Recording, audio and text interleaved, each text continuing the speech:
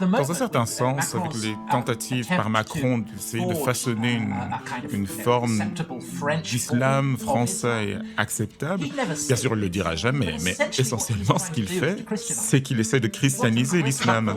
C'est ça qu'il veut. J'écris les chrétiens un peu comme un pèlerinage pour comprendre d'où proviennent ces idées. L'expérience d'avoir rédigé ce livre a vraiment absolument confirmé à cette conviction maintenant qui est la mienne, là où j'en suis venu. J'ai envie de croire maintenant. La laïcité est un produit du christianisme. L'athéisme est un produit du christianisme. Les révolutions françaises ou bolcheviques sont des produits du christianisme. En fait, tout dans notre société, même ce qui est le plus anticlérical dans notre société, est un produit du christianisme. C'est ce que l'on va voir aujourd'hui dans le tout premier épisode de la saison 3 de Sagesse et Morito. En vérité, je vous le dis.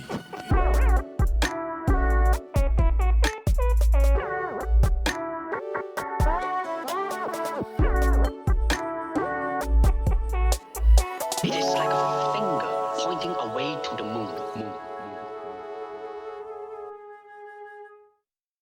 On est super contents, chers auditeurs, de vous accueillir pour une nouvelle saison vraiment prometteuse. Dans ce podcast, Christelle, Jean-Christophe et Léa abordent des sujets actuels en essayant d'avoir un regard empreint de sagesse, puis aussi parfois de mojito.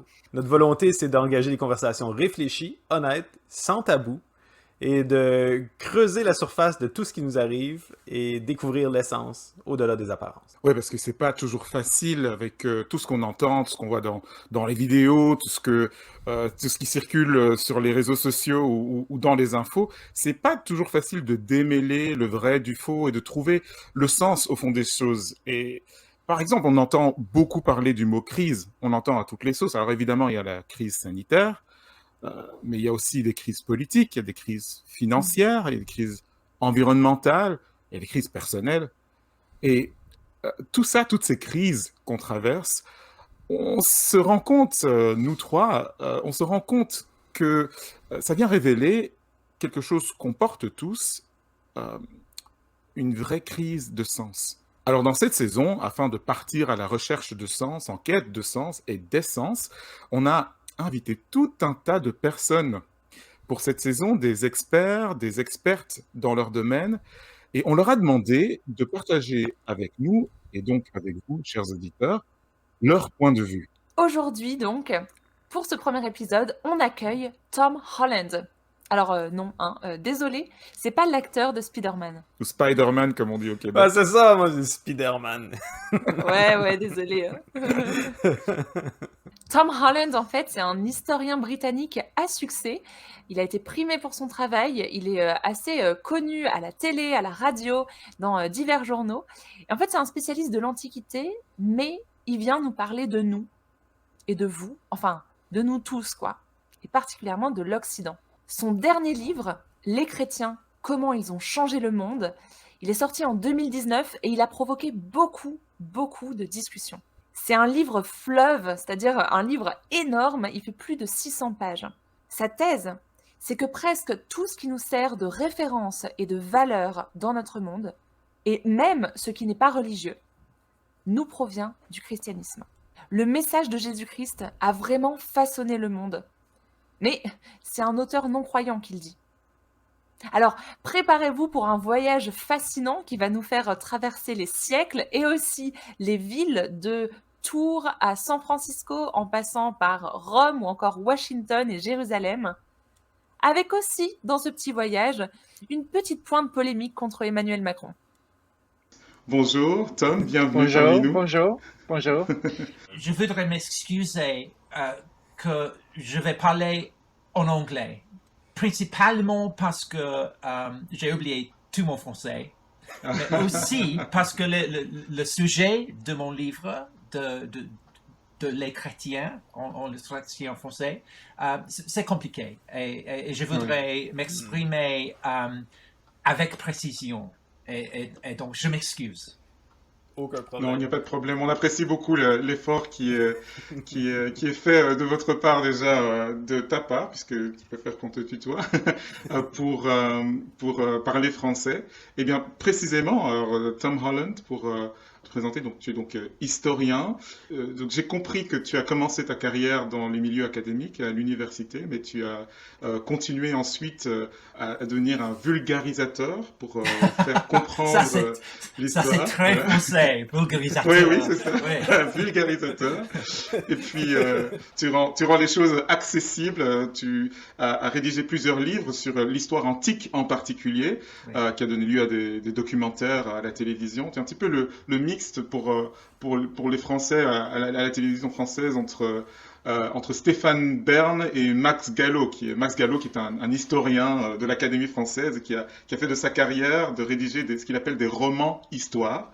Et donc, une des raisons principales pour lesquelles on a l'honneur de t'avoir, c'est pour un de tes tout derniers ouvrages, en fait le tout dernier ouvrage, qui est ce qu'on appelle en français un livre fleuve, parce que c'est un ouvrage très fourni, plus de 400 pages, c'est quand même impressionnant, qui s'intitule en français Les Chrétiens, donc qui a été écrit en anglais. Le titre anglais c'est Dominion, qui est un mot qui est en fait pas très facile à traduire en français, mais en français le titre c'est Les Chrétiens, comment ils ont changé le monde. Et puis, est-ce que tu peux résumer peut-être en une phrase ou deux l'idée centrale de cet ouvrage qui a fait parler énormément de lui depuis qu'il a été publié en 2019? Le thème essentiel de Les Chrétiens est que si nous, dans l'Occident, nous sommes des poissons rouges, eh bien les eaux dans lesquelles nous nageons sont chrétiennes. Et que même si en Europe en particulier, on peut avoir l'impression qu'on a cessé d'être chrétien, qu'on est devenu post-chrétien, les églises sont beaucoup plus vides qu'elles ne l'étaient. Néanmoins, les fondamentaux de la société occidentale restent très imbibés de présupposés chrétiens. Et de nombreux aspects de la société contemporaine qui pourraient avoir l'air contraires au christianisme, en fait, sont particulièrement façonnés par lui, y compris l'athéisme, le sécularisme ou la laïcité. L'idée même de laïcité n'a aucun sens sans référence au christianisme, au cadre chrétien. Et donc, par conséquent, les choses qui, depuis l'époque des Lumières, et en France en particulier depuis la Révolution, ont été associées à la modernité et avec le rejet du christianisme, en fait, portent témoignage à l'influence durable du christianisme. C'est intéressant, c'est très paradoxal comme idée parce que on a tendance à s'imaginer, en particulier depuis la Révolution française où on a voulu abattre l'ordre ancien, l'ancien régime, qui était basé sur la suprématie de l'Église et de la religion chrétienne en particulier dans la société, ainsi que la royauté, la monarchie pour ce qui concerne la France. On a quand même plutôt l'idée que depuis la fin du XVIIIe siècle, certainement en Europe, dans les pays francophones, les sociétés modernes ont tourné le dos à tout ce qui concerne la religion et on a retiré de nos épaules petit à petit tous les vêtements religieux et chrétiens qu'on pouvait avoir dans la culture. Qu'est-ce qu'il y a de chrétien dans le fait de rejeter le christianisme? Vous avez dit, c'est paradoxique. Et ça, c'est vrai. Je crois que l'histoire des chrétiens, c'est une histoire des paradoxes. Lorsque j'écris au sujet de la Révolution française dans Les Chrétiens, je regarde à la figure de Saint Martin de Tours, un homme qui est connu pour avoir donné son manteau à un mendiant qui demandait l'aumône, et puis ce mendiant se retourne vers lui et lui dit qu'il est le Christ. Évidemment, Saint Martin obéit à cet encouragement de la part de Jésus de partager ses avoirs avec les plus petits de ses frères et sœurs. Eh bien, Saint Martin est une figure véritablement subversive. Il n'est pas aristocrate et pourtant devient l'évêque de Tours, choquant et horrifiant les aristocrates parfumés de la ville de Tours. Il est l'incarnation même de l'idéal selon lequel les premiers seront derniers et les derniers premiers. Mais ce qui se passe par après, au fil des siècles suivants, c'est que Saint Martin devient un emblème de puissance, de pouvoir. Et ce manteau qu'il avait donné à ce mendiant, la capella, a donné lieu à la tradition des chapelains, des aumôniers, et qui se chargeaient des icônes de Saint Martin, et ces icônes étaient des totems de puissance royale. Et au fil du Moyen-Âge, l'histoire de Saint Martin est réécrite et il devient un noble et puis ensuite de sang royal. Mais tout au fil du temps, c'était un sans-culotte, littéralement. Il a donné son pantalon, ses vêtements, son manteau, ses richesses. Intéressant. Et le paradoxe, c'est celui-là, c'est que lorsque, en 1792-93, les révolutionnaires envahissent la basilique de Tours et puis la dépouillent, ils l'utilisent comme une étable, une écurie pour leurs chevaux, ils le font précisément au nom de l'idée que les premiers seront derniers et les derniers premiers, que les riches doivent donner leur richesse aux pauvres et que tout doit être renversé. Et c'est une idée que Martin lui-même avait mis en œuvre. Et en fait, c'est là le cycle incessant de l'histoire chrétienne, c'est que les puissants sont abattus, les pauvres les remplacent, deviennent puissants, et puis eux ensuite doivent être abattus. C'est un cycle vraiment incessant. Et au bout du compte, la civilisation chrétienne, elle est un peu comme la ville de San Francisco qui est construite sur la faille de San Andreas. Ça a l'air stable, mais on sait qu'à un moment ou l'autre, une secousse, un séisme va le secouer. Et je pense que la Révolution française n'était que l'une des multiples révolutions qui ont secoué la société au fil de l'histoire chrétienne. Ici, à vous entendre parler, dès le début du christianisme, la notion de mort et de résurrection, ce paradoxe de mourir comme un brigand puis d'être relevé à la droite de Dieu, fait partie d'une structure qui va non seulement s'étendre dans la foi individuelle, mais dans les sociétés chrétiennes, dans les communautés chrétiennes. Est-ce que c'est comme ça depuis le début, cette tension paradoxale? Lorsqu'on réfléchit à l'emblème central du christianisme, eh bien, évidemment, ce sens de paradoxe se trouve au cœur même de l'image de la croix, qu'il y a de la vie dans la mort, que l'esclave triomphe sur son maître, que la personne qui est torturée triomphe sur son bourreau. Et dans ce sens-là, je pense que quelque part, on a été désensibilisé au point auquel ces valeurs sont radicales. Ces valeurs, la valorisation chrétienne de la croix est radicale. Parce que, évidemment, pour les Romains, la croix était surtout l'emblème de leur pouvoir, celui qu'un gouverneur pouvait avoir de torturer ceux qui s'opposaient au pouvoir romain, le pouvoir qu'un maître pouvait avoir de torturer son esclave. La crucifixion était l'exemple même de la punition, de la torture qui pouvait être infligée à un esclave, parce que c'était une douleur indicible, une douleur prolongée.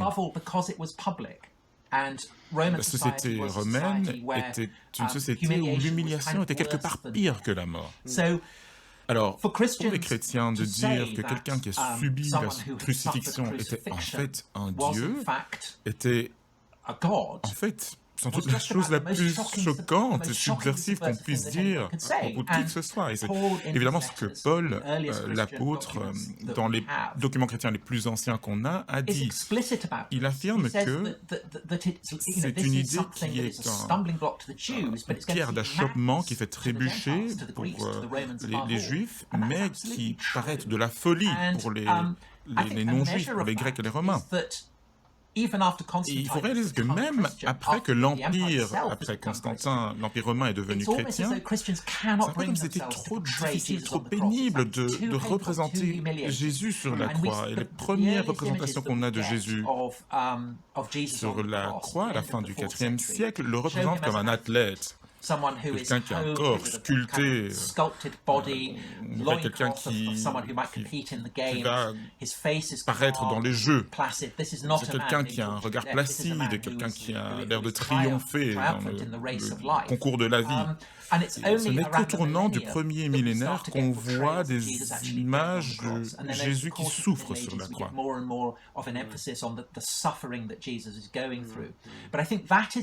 Et ça nous aide à mesurer à quel point c'était étrange et révolutionnaire. Oui, absolument. Il s'agit d'un paradoxe. Et je pense qu'aujourd'hui, au XXIe siècle, on est complètement désensibilisé à ce niveau de paradoxe. On a perdu le sens. Mais alors, attends, si je comprends bien, ça veut dire que l'essence même du christianisme implique des révolutions et des bouleversements radicaux dans la société. Donc, on aurait un Jésus un peu à l'image d'un révolutionnaire à la Che Guevara. En fait, ce que Tom Holland est en train de dire, c'est que le message chrétien est radical. L'éthique de l'amour du prochain, du pardon sans condition, puis surtout de l'obéissance radicale à Dieu. Je veux dire, si quelqu'un prend vraiment le message chrétien à cœur, comme l'ont fait certaines personnes comme Saint Martin de Tours, on peut voir des changements sociétaux profonds arriver.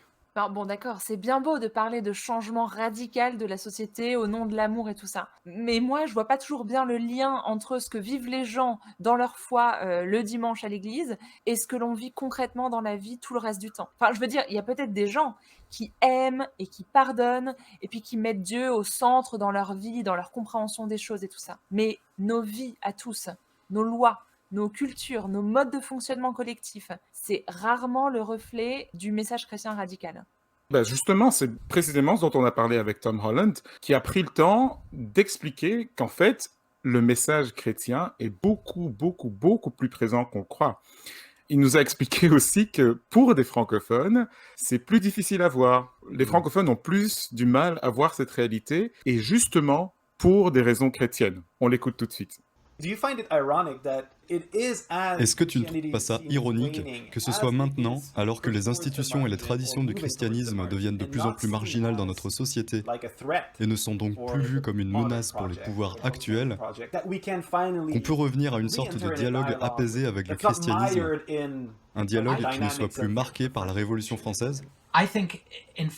Oui, je pense qu'en France, plus que dans n'importe quel pays du monde, c'est vraiment un sujet compliqué parce que c'est en France que l'idée du séculier, l'ordre séculier, laïque, est devenue vraiment fondamentale à la compréhension de ce que c'est que l'État. Et que le sécularisme, la laïcité, en fait, est un fruit de présupposés chrétiennes et de l'histoire chrétienne. Quand on pense au mot même, laïcité, qu'est-ce que c'est que ce mot? Il vient d'un mot grec, laos, qui veut dire à la base le peuple de Dieu, le peuple de l'Église. Le mot séculier, sécularisation, vient d'un mot latin, saeculum, et saeculum en latin signifie en gros la durée d'une vie humaine, donc à peu près 100 ans. Et donc en français, le mot siècle vient de là.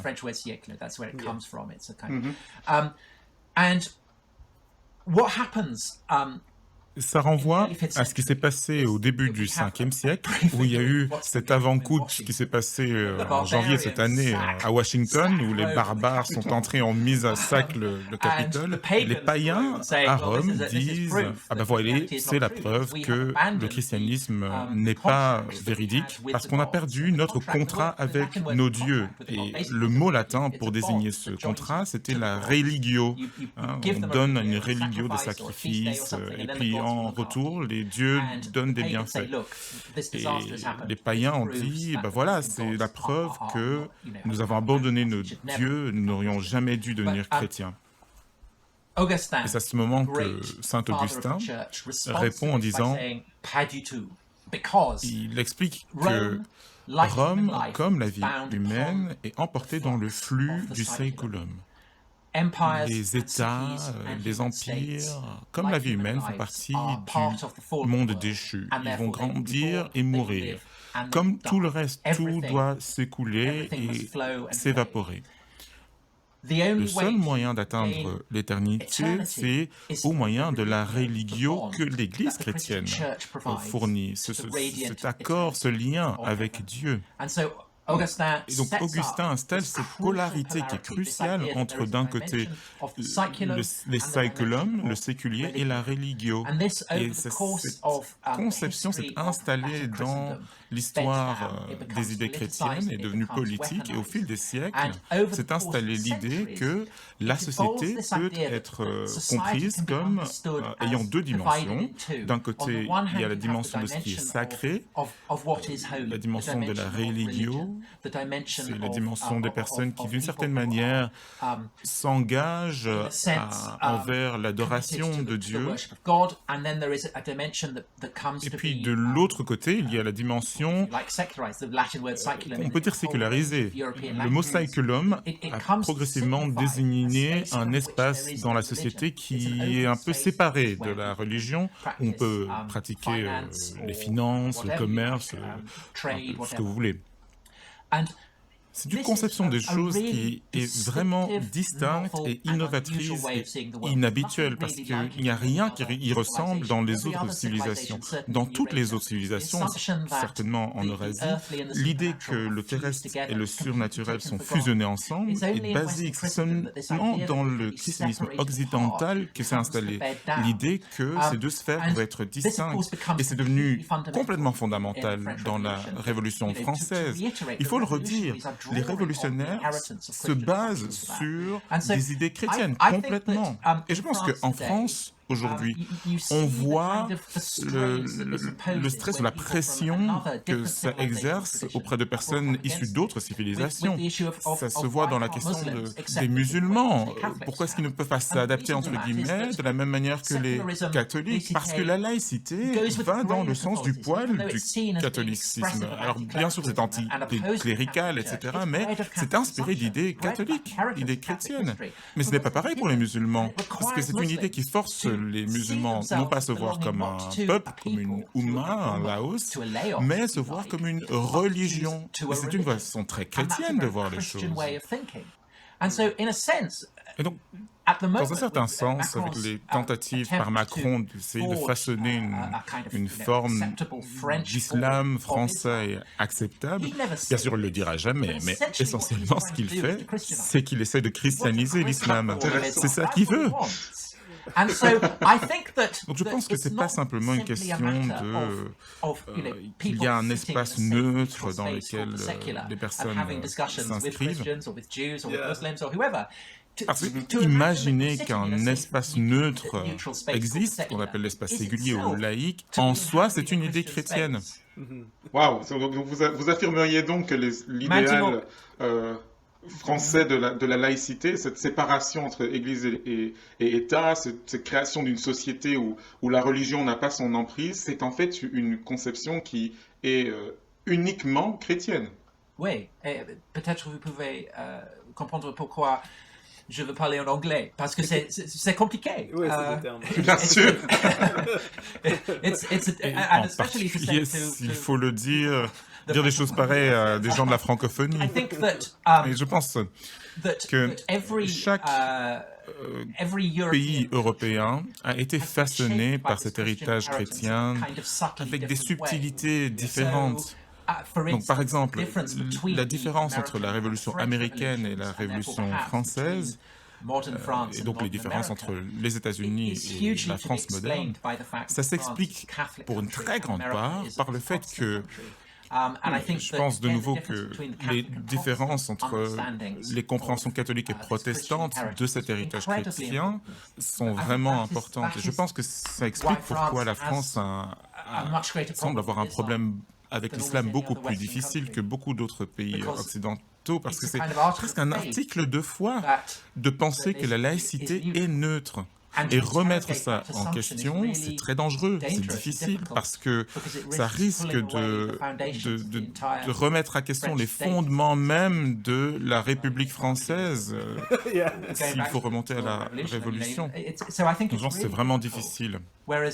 Alors qu'en Angleterre, bon, on a une église établie, mais bon, franchement, personne n'y prête grande attention.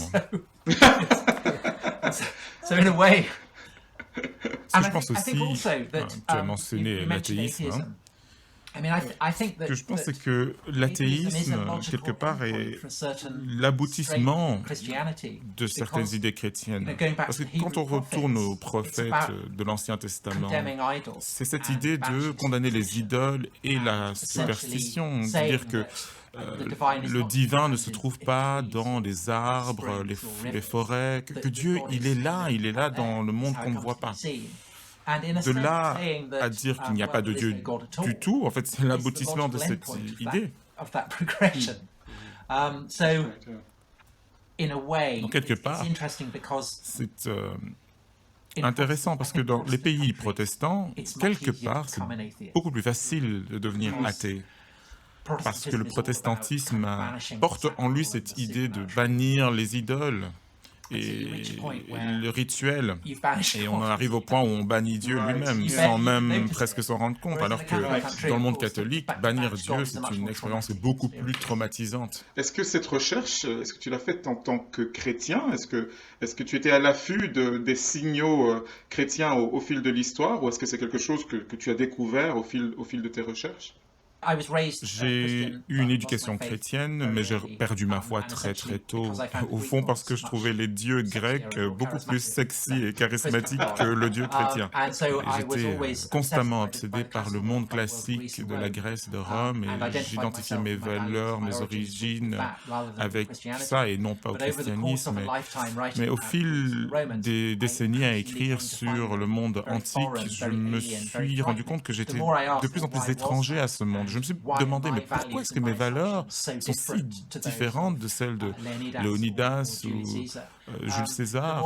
Et je me suis rendu compte, en fait, que ça s'expliquait par le christianisme. Donc j'ai écrit les chrétiens un peu comme un pèlerinage pour comprendre d'où proviennent ces idées.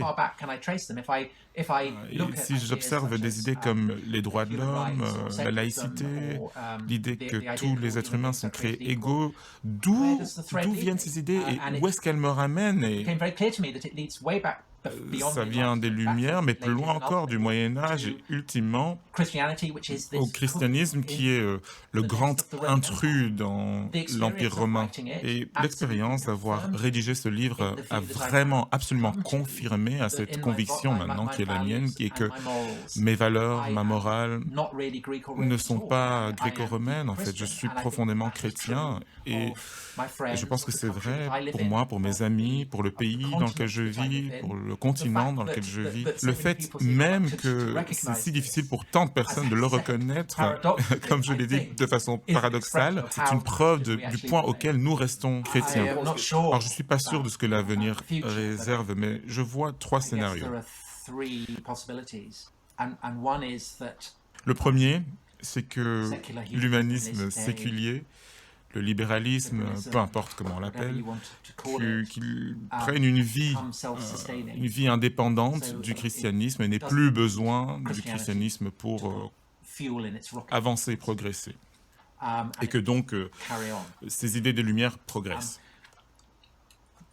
La deuxième alternative serait que, comme Nietzsche l'a dit, on ne peut pas avoir des valeurs chrétiennes sans avoir la foi chrétienne. Et donc, que lorsque les fondements théologiques du christianisme s'en sont allés, une fois que les croyances s'en sont allées, que les valeurs s'en iront aussi et que l'effet de vaccination du nazisme qui a protégé ces valeurs, que tout ça disparaisse et que le racisme, le populisme, la détestation des pauvres, toutes ces valeurs qui ont été nourries par le christianisme mais qui ne sont pas vraiment naturelles chez les gens, que ces impulsions prennent de plus en plus de place. Et je pense que ces dernières décennies, on a vu des preuves vraiment que c'est bien ce qui se passe. La troisième option, et c'est certainement le chemin que moi j'ai choisi, c'est que les gens en viennent à réaliser les origines de leurs convictions, de leurs valeurs, et qu'ils réalisent quel point le christianisme est une source grandiose, et c'est là où j'en suis venu. J'ai envie de croire maintenant. un mouvement gigantesque qui est né aux États-Unis et qui s'est répandu au travers de l'Europe aussi. C'est ce mouvement MeToo. Et je sais que la France a eu une attitude plus ambivalente par rapport à ça. Ce qui s'est passé dans les années 60, en parallèle avec le mouvement féministe, c'est ce qu'on a appelé le Summer of Love, l'été de l'amour. Vous savez, au sens chrétien, l'amour, c'est l'amour qu'on a les uns pour les autres. Ce que les Beatles ont chanté, All you need is love. Mais évidemment, là, on parlait aussi d'amour au sens physique. Faisons l'amour les uns avec les autres, soyons véridiques avec nous-mêmes. Cette idée qu'en fait, les chrétiens sont des trouble-fêtes qui critiquent tout le monde. Et ce qui s'est passé donc dans les années 60, c'est qu'il y a eu des orgies, des partouzes, tout le monde s'amusait, mais ce qu'on veut dire en fait, c'est que c'était les hommes qui s'amusaient, parce que au fond, ce qui s'est passé, c'est que ça a glorifié le droit des hommes à harceler les femmes. Et le mouvement #MeToo, balance ton porc, a fonctionné non pas simplement parce que des femmes se sont levées, mais parce que la majorité des hommes aussi l'ont soutenu. Et pourquoi est-ce que les hommes ont accepté qu'il est mal pour des hommes de harceler des femmes? Eh bien, cette idée remonte au christianisme et en particulier aux écrits de Paul, l'apôtre, qui a affirmé dans la Bible que les seules relations sexuelles acceptables, ce sont celles qui, dans le mariage, reflète quelque part la relation entre le Christ et l'Église, que le Christ est l'homme, l'Église est la femme. Les hommes doivent se conduire comme le Christ, se conduire donc pas de harcèlement, pas profiter de son autorité, et se comporter et respect, et considérer la dignité du corps des femmes et de tous ceux qui nous sont inférieurs. Et voir le corps de la femme comme un corps qui est sacré, comme l'Église. Alors, ce sens s'est évaporé de la culture occidentale, mais néanmoins, l'idée que le corps de la femme est sacro-saint et sacré et qu'il n'est pas un objet qu'un homme puissant pourrait manipuler ou saisir, c'est une idée qui est restée fondamentale. Et on peut se demander d'où provient cette idée, parce que pour les Romains, c'était absurde. La société romaine était une société du viol. Les hommes puissants romains avaient absolument le droit de faire ce qu'ils voulaient du corps des personnes qui leur étaient inférieures. Mais aujourd'hui, absolument pas. Harvey Weinstein est en prison aujourd'hui pour avoir fait quelque chose qui, pour des Romains puissants, était parfaitement acceptable. Weinsteinius n'aurait fait sourciller personne en 100 après Jésus-Christ. Je veux réagir à plein de choses que tu as dit, parce que d'un côté, je pense que tu corriges cette idée-là, une idée moderne qui est assez répandue, comme si, après un millénaire de ténèbres chrétiens, la modernité nous aurait permis de découvrir à la fois l'héliocentrisme et les droits de l'homme. C'est comme si on a découvert les droits de l'homme ou ces principes-là comme on découvre le théorème de Pythagore. Cette idée-là moderne est comme détachée de ses origines chrétiennes. Mais en même temps, tu mentionnes les nazis, puis ce qui est intéressant, je ne suis pas historien, mais il y a quand même quelque chose d'intéressant avec Wagner, puis une réappropriation des origines gothiques, païennes de l'Europe. Nietzsche qui va avoir un différend avec Wagner. On ne peut pas accuser Nietzsche d'être nazi, mais il y a quand même cette réappropriation ou ce rejet des valeurs chrétiennes comme des valeurs d'esclaves. Moi, j'aimerais qu'on fasse comme Retour vers le futur. Celui où Biff retourne dans le passé avec l'almanach du sport. Biff, c'est Trump, non? Oui, exactement. Biff, c'est Trump, oui, exactement. Et ça, c'est Retour vers le futur 2, où ce qui se rend compte, il retourne en arrière et là, le futur est différent. Et admettons que, Jésus meurt à la croix, puis ses disciples ne rencontrent pas de Christ ressuscité, se dispersent, puis le mouvement, comme plein d'autres mouvements, disparaît après quelques semaines, quelques mois. À quoi ressemblerait le monde d'aujourd'hui soustrait de cette influence chrétienne-là?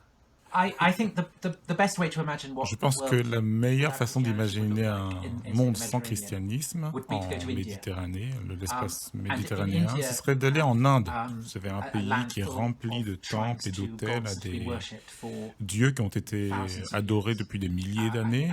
L'adoration de ces dieux est devenue une culture très riche. Et je pense que c'est ce qu'on verrait dans le monde méditerranéen, qu'on verrait des gens adorer des dieux anciens, comme en Inde on adore Ganesh ou Vishnu.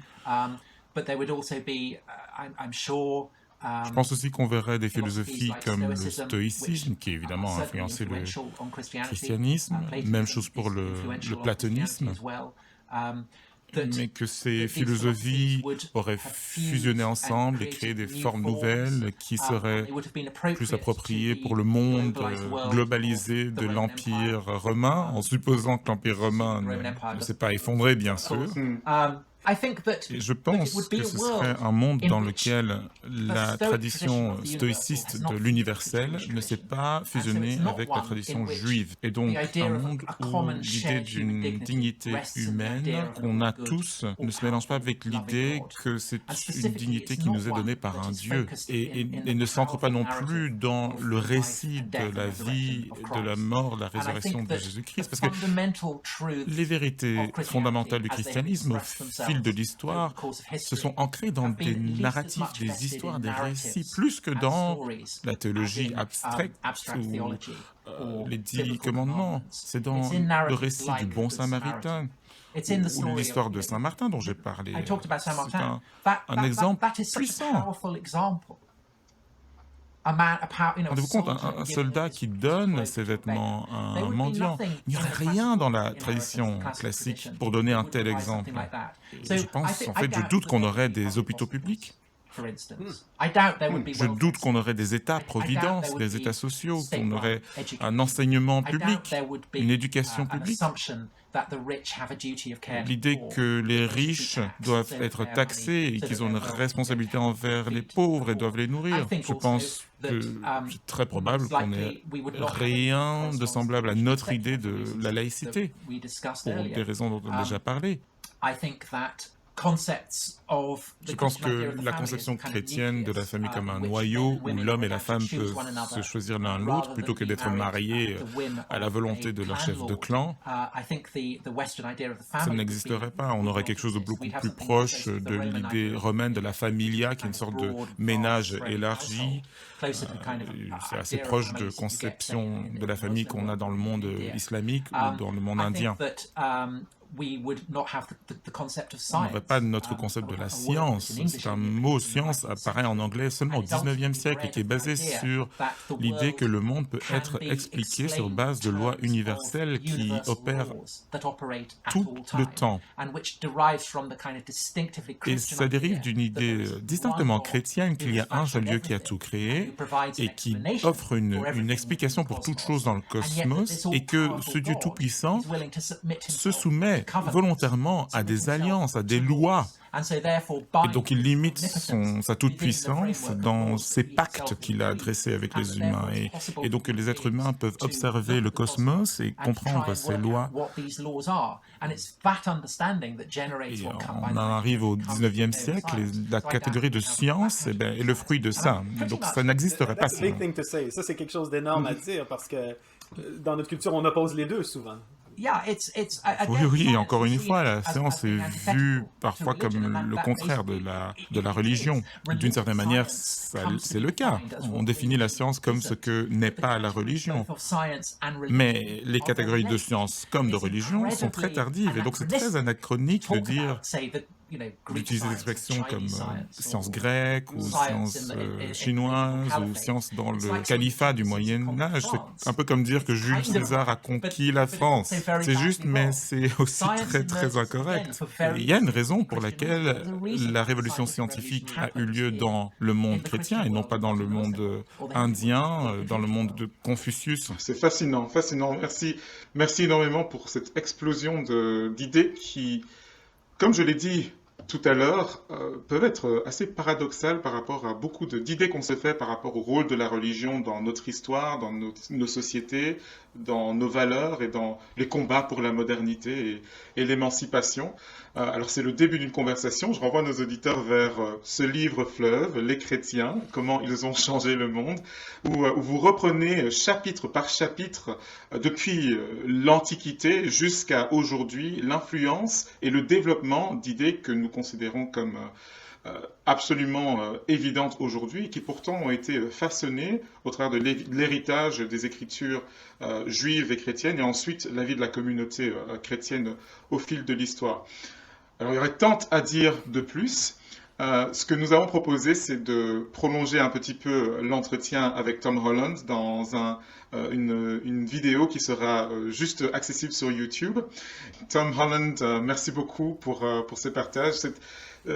Ces réflexions me font penser à une réflexion que j'avais entendue de la part de Michel Onfray, qui est un auteur français qui a rédigé le traité d'athéologie, donc il est un philosophe athée, qui une fois sur un plateau de télévision avait rapporté une conversation qu'il avait avec un philosophe athée japonais. Il s'était rendu compte au fil de la conversation à quel point son athéisme était un athéisme chrétien. J'ai l'impression que ces propos rejoignent l'idée d'un philosophe qui pourtant est athée, et il se rend compte à quel point son rejet de l'idée de Dieu est un rejet qui est encadré dans des catégories qui elles-mêmes sont chrétiennes. C'est une conversation fascinante que j'invite nos auditeurs à rejoindre en ligne sur YouTube, sur les plateformes de réseaux sociaux, ainsi que sur le site imagodei.fr. À bientôt. It is like a finger pointing away to the moon.